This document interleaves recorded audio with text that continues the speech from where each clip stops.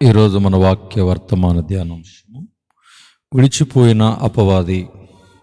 మత్తయి సువార్త 4:11.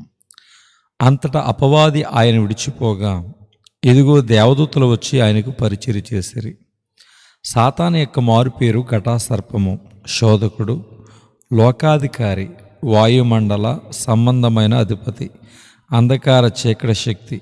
అపవాదిని ఎదిరించు విధానమును ప్రభువు నేర్పించును.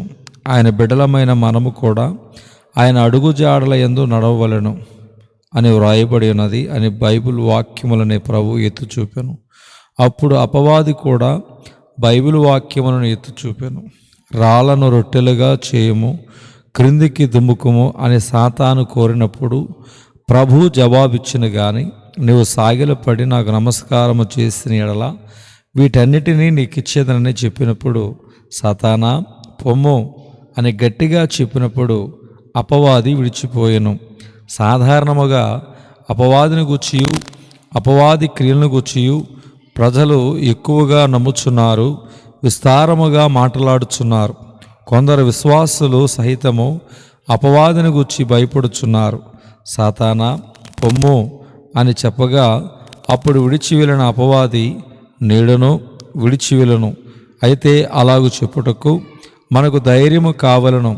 అపోస్తలుడైన యాకోబు ఈ విషయములో సంపూర్ణమైన దేవుని చిత్తమును తెలియచేయుచున్నాడు.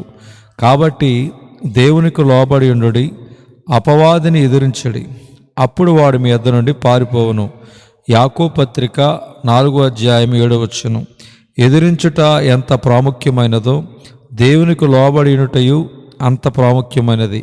శిలువ మరణము ద్వారా క్రీస్తు సాతాను తలను చితకద్రొక్కిన గాని వాడు ఇంకనూ దేవునికి విరోధమైన క్రియలను కొనసాగించుచున్నాడు. కొందరు మంత్రశక్తుల ప్రయోగమును గుచ్చియు భీతి చెందుచున్నారు. నీకు విరోధముగా రూపింపబడిన ఏ ఆయుధము వర్ధిల్లదు అను వాగ్దానమును ఇటువంటి సాతాను ఆయుధములకు సంబంధించినది. పరలోకమందు కోట్ల కొలది దూతలు ఉన్నారు. వారిలో 1/3 లూసిఫర్ అపవాదితో పాటు క్రిందికి పడద్రోయబడిరి. వారు లోకుల పక్షమున నిలవబడి ప్రభు బిడలకు విరోధముగా విజృంభించున్నారు. 3/2 దూతలు దేవుని బిడల పక్షమున ఉన్నారు. 2 రాజులు 19:35 యెహోవా దూత బయలుదేరి అష్షూరు వారి దండుపేటలో చొచ్చి 185,000 మందిని హతము చేస్తును. దేవుడు ఇదిన వాక్యమును దేవుడు దీవించునుగాక.